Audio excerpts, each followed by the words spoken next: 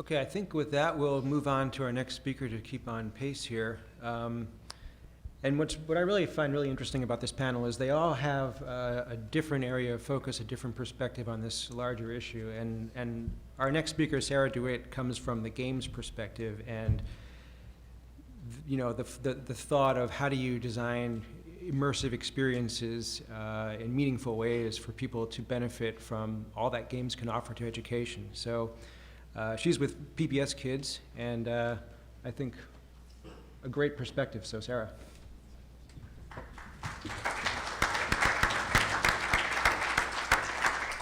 So first off, I just have to say how excited I am that so many people have been talking about early childhood today.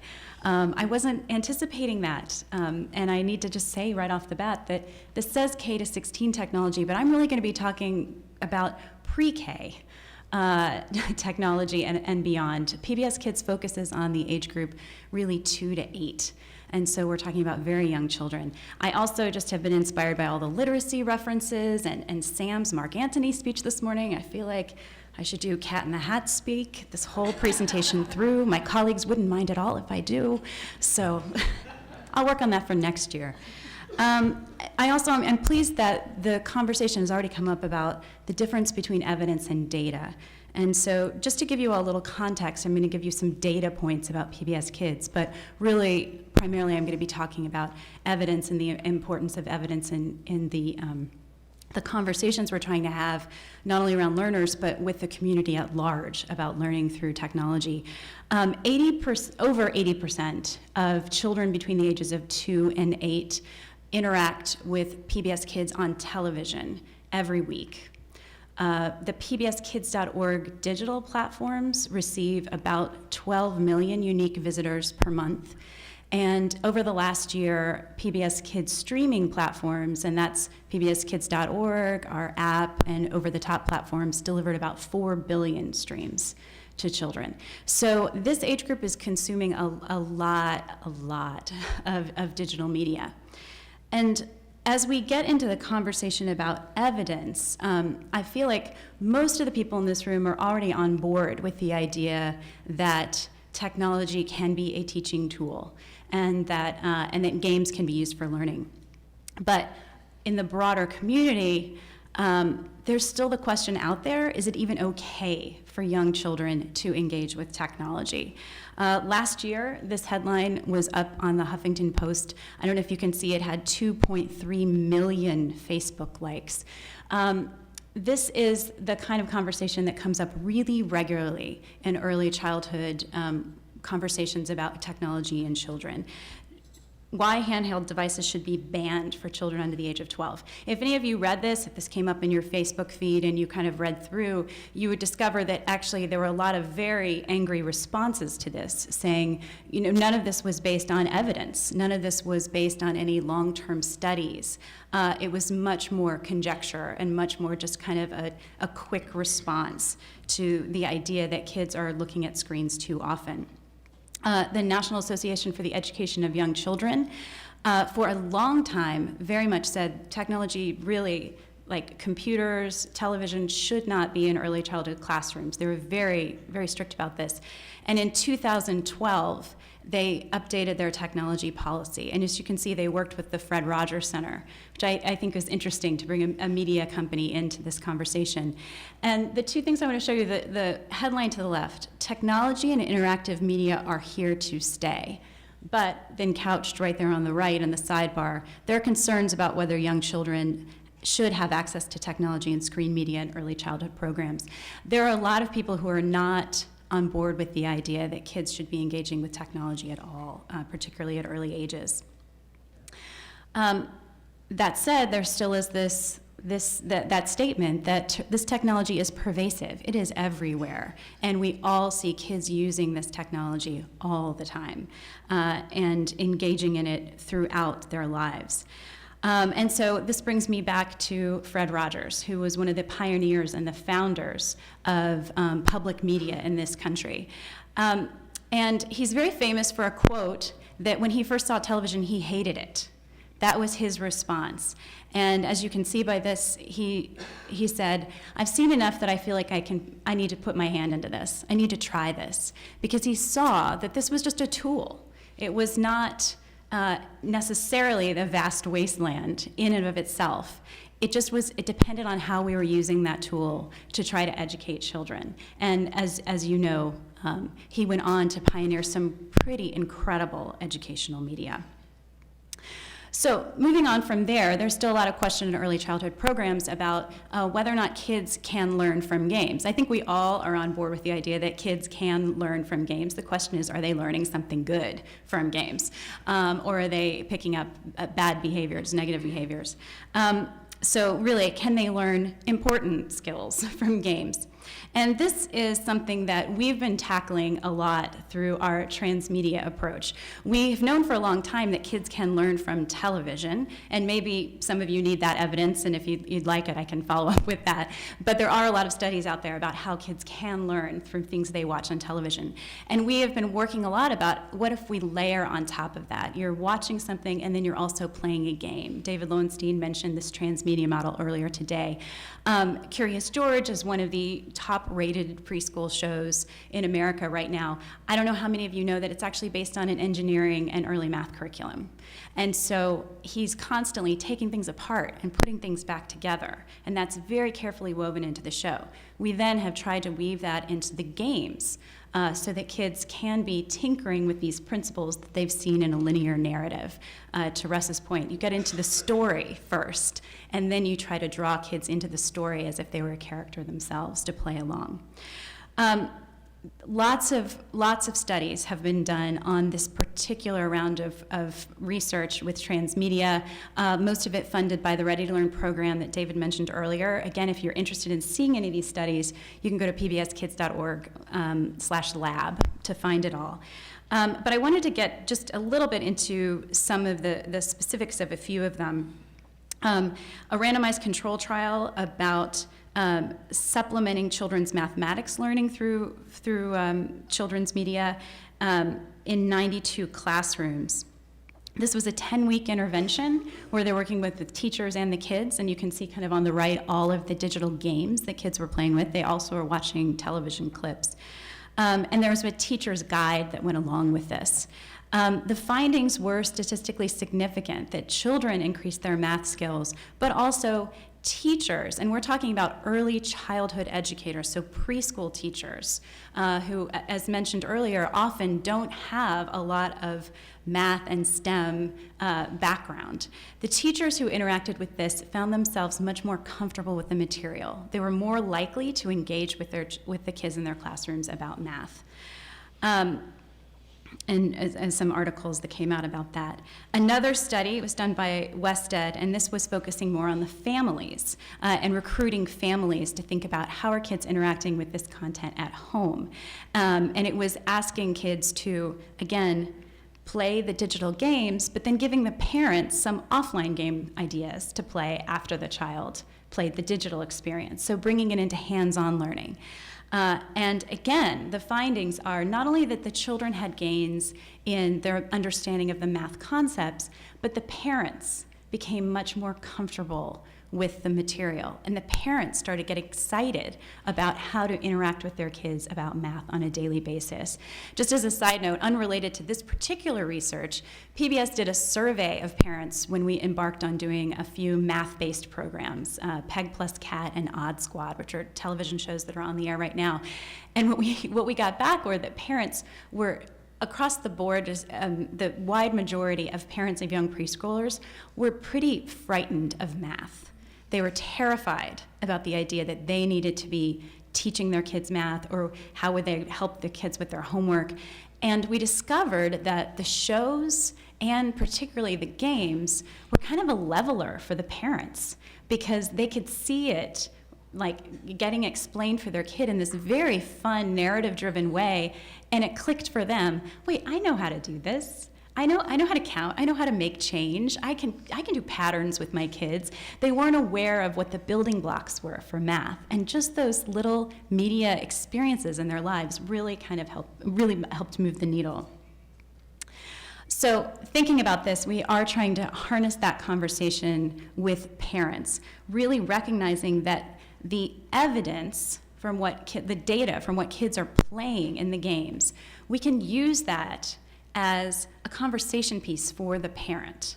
So for parents who have downloaded the PBS Kids Supervision app, you can see what your kids are playing on the website, and then we can begin to start giving them, through the learning analytics platform, some indications of how well their kids are doing in particular kinds of games. And what we're thinking about there is this is a point where we can say to the parents, here's an opportunity for you to be interacting with the child around these particular skills. Here are a couple of ideas. Here are a few questions you can ask. Here's a game you could play in the blocks corner today. Here's an offline activity you could try out. We feel like there's a real opportunity to use the evidence from what kids are playing to get the conversation started with parents and with teachers, to kind of bring them into this learning with their kids. Because we all know that while the technology can play a role and can help drive some learnings, it's going to be so much stronger if the parent is engaged, just as you mentioned, the co-viewing thing. The same goes for gameplay and interacting with each other. So we feel like this is really critical. So one thing that then continues on this is, how can we use this technology to help make our games better? So we're not just talking about what we can see from, it's not just the assessment of the learners, it's also an assessment of the game. Where is the game successful and where is the game failing? This is something that we can use data to try to uncover and unearth.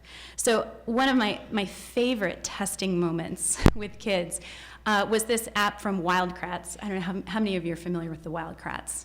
Okay, they're zoologist brothers who become animated superheroes who can take on creature powers, and they really are talking about the different attributes of different animals.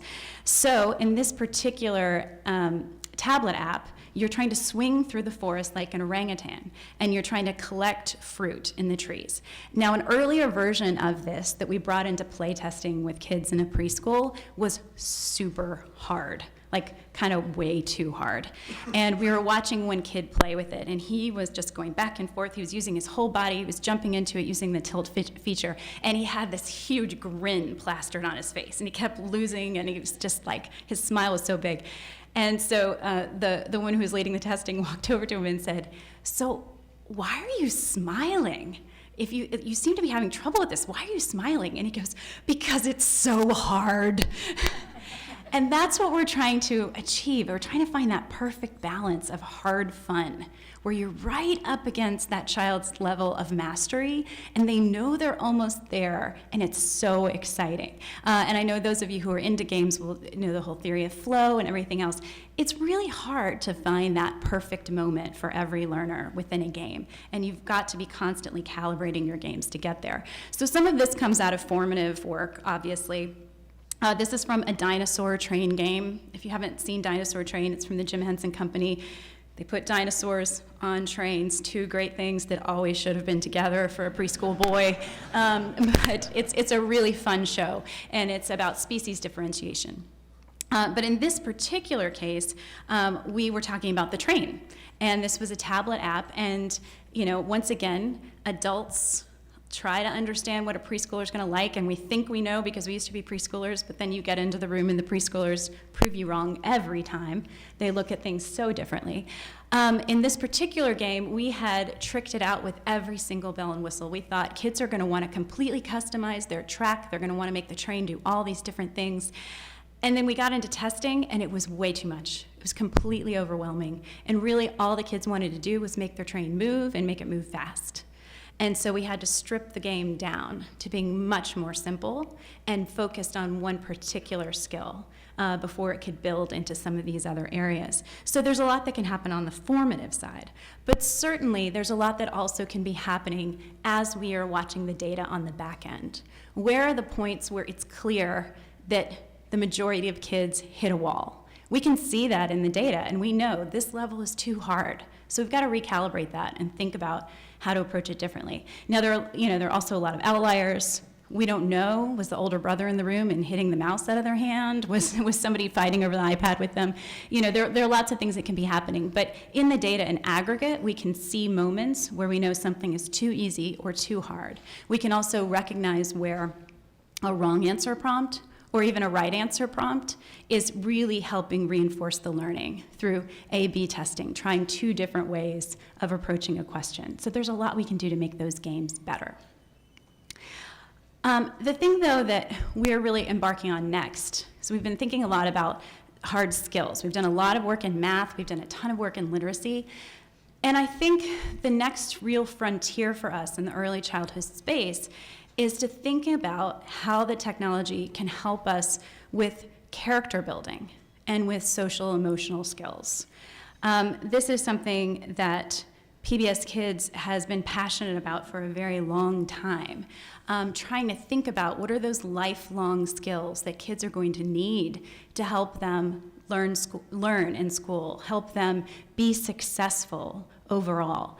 And we think about that from the programming side of always trying to model a real passion for learning. The kids and the characters on our shows are all really excited to learn. I was the one who was like clapping wildly at the idea that hiding the learning is not the way to go. Kids want to learn and they want to master things. And it's so exciting to be able to model that for them and to let them see that learning something can be really cool. And there are great things you can do when you're learning.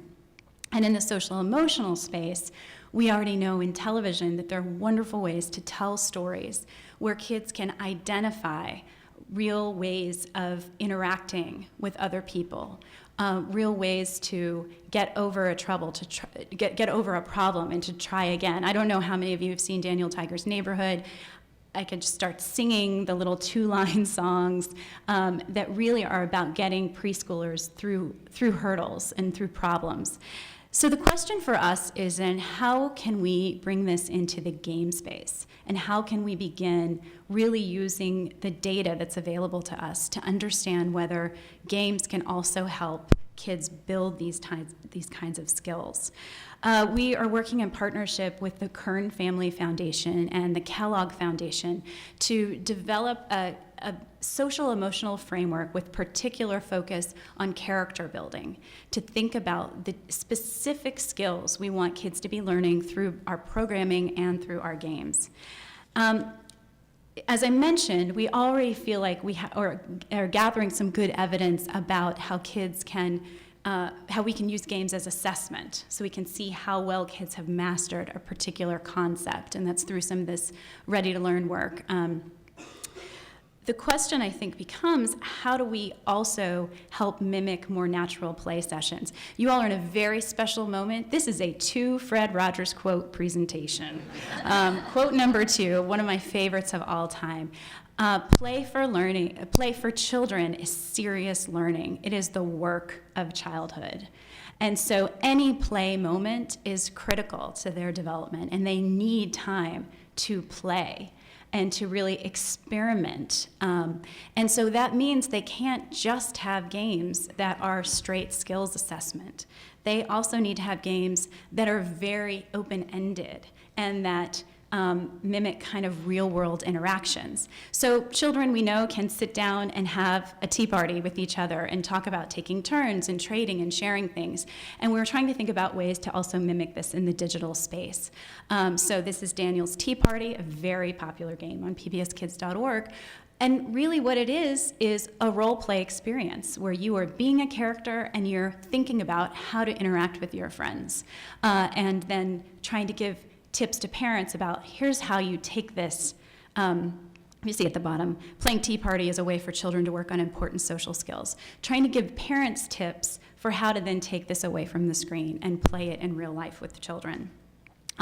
Problem solving, this is a screenshot from Peg Plus Cat, a game where you are trying to build a rocket ship, and you're playing with different shapes, and you're trying to put things together. And it really also, again, is mimicking some real world play. How would you take blocks to build a rocket ship? How would you put things together? So helping kids kind of try things over and over again and do some problem solving.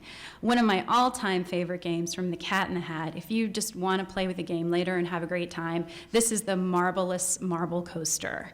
And it basically is a huge device where you can start creating a roller coaster for a marble, and things get faster. You've got accelerator pieces, you've got pieces to make things pop into the air.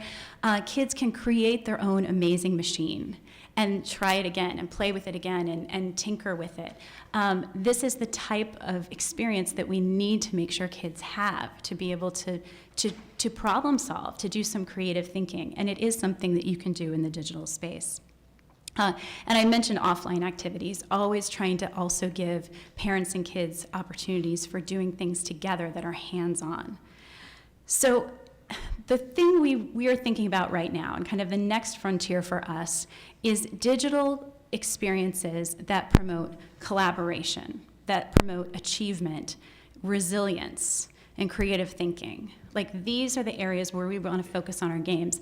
And this is one where, to this point, most of our game work has been looking at specific skills in individual games, or looking at games that focus on a suite of skills that, when put together, kind of creates a whole package. And so we're watching a child's progression through a certain suite. This type of work trying to get at social emotional skills, this is the long game. This is most likely looking at what kids are doing in particular games over a very long period of time, over different types of games, over maybe months or years. We don't know. We have the framework in place, and we're just beginning to put together what we're going to be building to work on this research. But we feel like this is going to be a different kind of research experience for us. And we're very excited about it. So thank you for the time, and I'm excited to share the next steps with you in the future.